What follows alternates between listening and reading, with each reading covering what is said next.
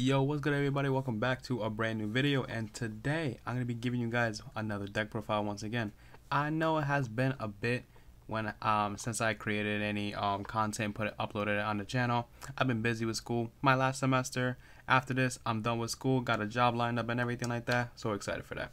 But something I've been exploring, the new Ghost Sarcophagus archetype. It's not exactly the best archetype out there, but it is an archetype that kind of like interests me because it is such an anime like archetype with little Yugi, little Yugi versus Atem back then, right? So I've been experimenting with these cards, and something that I've found that's pretty useful when it comes to this is that you can combine this archetype with Kashtiras. Kashtiras is actually really good in this variant of the deck as well. You could just do one thing, go into the other, or you can do the Kashtira stuff first, and then you can start doing your Ghost Sarcophagus stuff right after. You can use your Kashtira cards to pop the new Dark Magician. You'll see in a later video or throughout the deck profile that you're able to use that without using the Gondor, without paying half your life points and things like that to resolve the effect of the Dark Magician to set a spell or trap card that mentions it, and all that good stuff like that. But without further ado, let's just get straight into the video. And we are back onto Dueling Book once again. It has been quite some time, and that's basically because we have to create the custom card as of the Dark Magician, the Ebon Sorcerer, because this card is not even released in the OCG just yet. This is the card that basically made me find out about the Ghost Sarc cards, and reading through each of them. These are cool cards. They're not the best cards, obviously not, but these are really cool cards for sure. But without further ado, let's just get straight into it. We have basically 9 starters in the deck. So I'm gonna move them up here real quick. So for our first card over here, we have Tricolor Gadget right over here. On normal or special, you're able to add one Ghost Sarcophagus or Light, or one spell or trap card that mentions it from your deck to your hand. So basically, this card searches you your Ghost Sarc of Light or your Silent Surge the Future. We are not playing the trap cards or as of the Dark Magic, like the new Dark Magic Mirror Force, or the what was it, Stronghold, the Moving Fortress Ghost Sarc one, because I just don't think those cards are really worth it. And obviously with all the cards that we're already playing in our deck, I think we already have like better cards in here already. So if you already opened up either one of these other 2 cards over here, you can add the Ties of Friendship, but we'll talk about that when we get there. Ghost Sarc of Light is probably one of the better cards in the deck. This card cannot be destroyed by monster effects, and during the main phase, you are able to add one card from your deck to your hand that mentions Ghost Sarc of Light. Any card, basically any of these cards over here. If you don't have the Tricolor Gadget already, you can add it as well. You can add basically your new Dark Magician card or your Gondor, based on what's the missing piece here. You'll find that out in a little bit. And if a monster is special summoned from your opponent's graveyard, you are able to discard a spell card and then target one of those monsters and send it to the graveyard, which is really cool because like with the fire format that we're going to be entering into, or we're already in basically you're able to just send it without destroying it, and without destroying any of your opponent's like Fire King stuffs as well. Triple Silent Surge the Future, I actually really like this card. This is basically like Wanted for the deck, where you're able to quick play spell, able to add one monster from your deck to your hand that mentions Ghost Sarc of Light. But if you activate this card during the battle phase, both player draws until they have 6 cards in their hand. So basically a nice card of Sanctity, the anime version of it. So this card really synergizes well with both your Silent Swordsman and your Silent Magician Zero over here. But this card has no, it doesn't actually. Okay. The next card over here, we have the new Gondora. We're playing 2 copies of it. Basically this card, you can special summon this card as long as you have a Ghost Sarc of Light on field, and then you pay half your life points to destroy all cards on the field. Then you're able to special summon a level 7 or lower monster that mentions Ghost Sarcophagus of Light. So you are able to summon Dark Magician, Silent Magician Zero, or Silent Swordsman Zero, and then you're able whenever you have the Dark Magician on field, this is like the best time to do it as well. You're able to trigger the Dark Magician, where you if this card is destroyed while you control a level 5 or higher monster on the field, you're able to special summon this card back. And it doesn't say from where either, so this can special summon back from the banish pile or in the graveyard.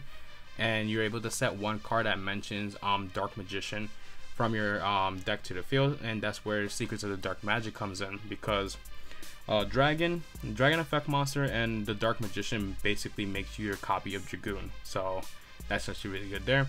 Our next cards over here, we have Silent Magician 0 and Silent Swordsman 0.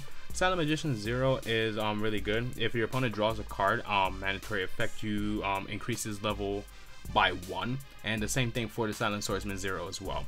And these cards gain 500 attack points whenever this card has increases its level. So if this card becomes a level 5, it has 1500, so on and so forth, right? And for Silent Magician over here, this card is a spell negate whenever you have Sarc of Light, and it's just a basic generic spell negate. And if you negate something your opponent activates, this card level increases by 1 again, so its attack points become higher as well.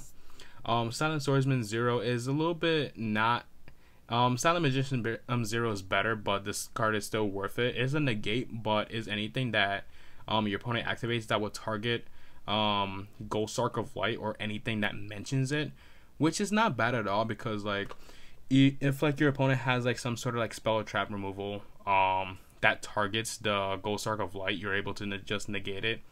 Basically imperm as well, like you summon your tricolor gadget, imperm comes onto the field, you basically are able to negate it, so that's really good there. Ties of Friendship is also another card you can search with the tricolor gadget.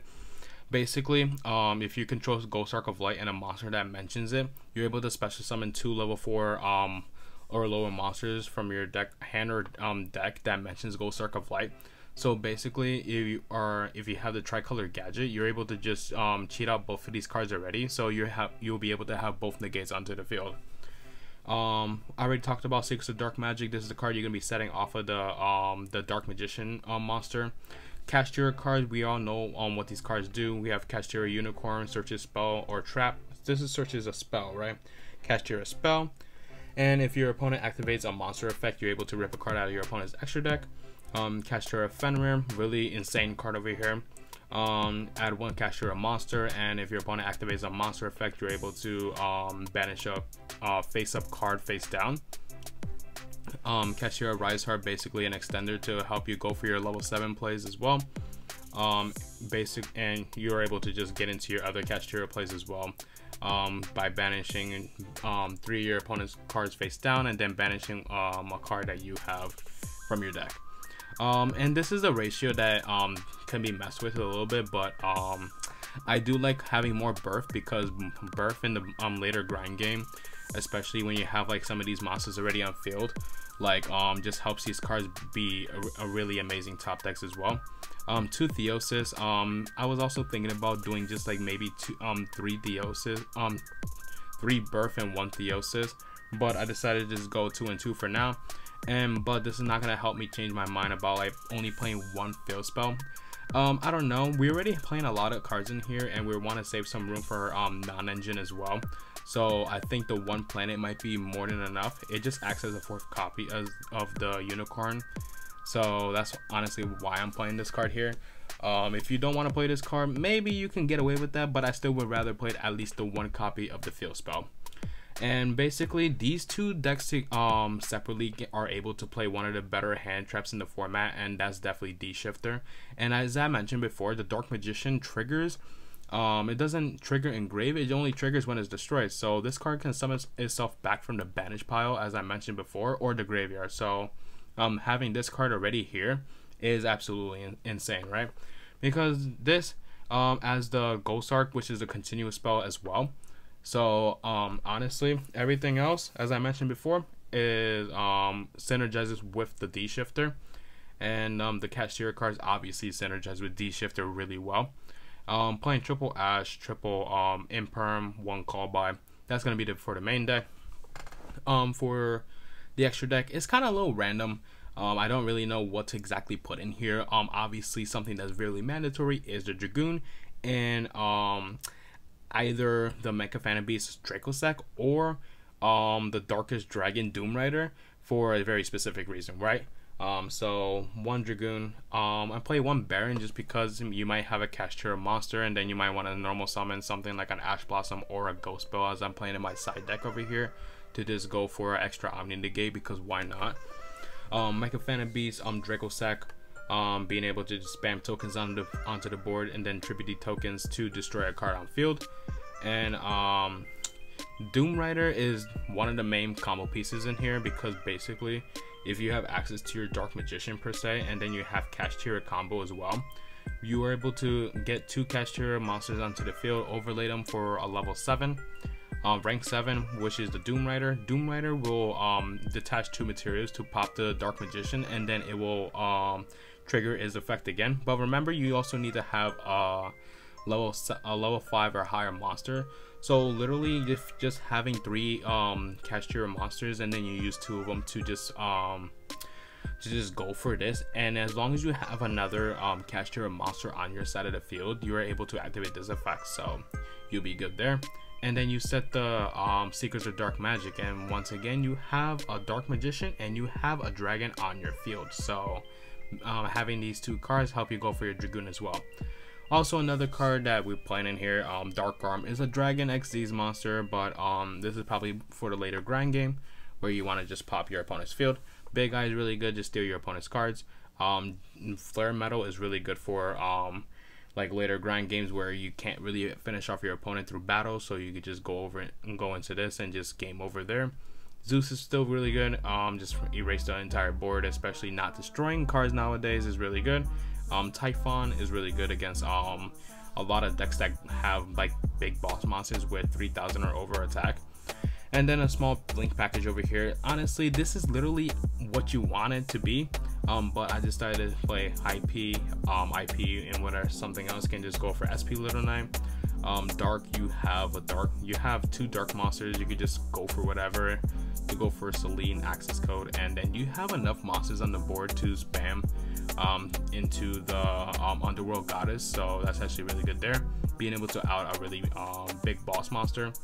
And then side deck is just honestly for whatever format that you are in. So Droll's really good. A lot of decks right now add Ghost Spell, Graveyard decks, Cosmics, literally any fill spells, or like any like continuous spells that might be like a problem to you, or like going against Labyrinth that you just set.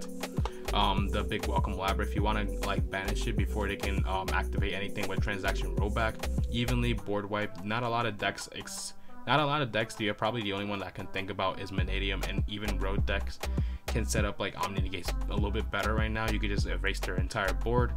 And then Summon Limits is such a great card in this deck, especially when you have like just like 2 big dummies as of the Kashtira Fenrir and Kashtira Unicorn. Kashtira cards with Dragoon is absolutely insane, and that backed up with a Summon Limit is absolutely game ending. Your opponent's not winning that game, guaranteed not.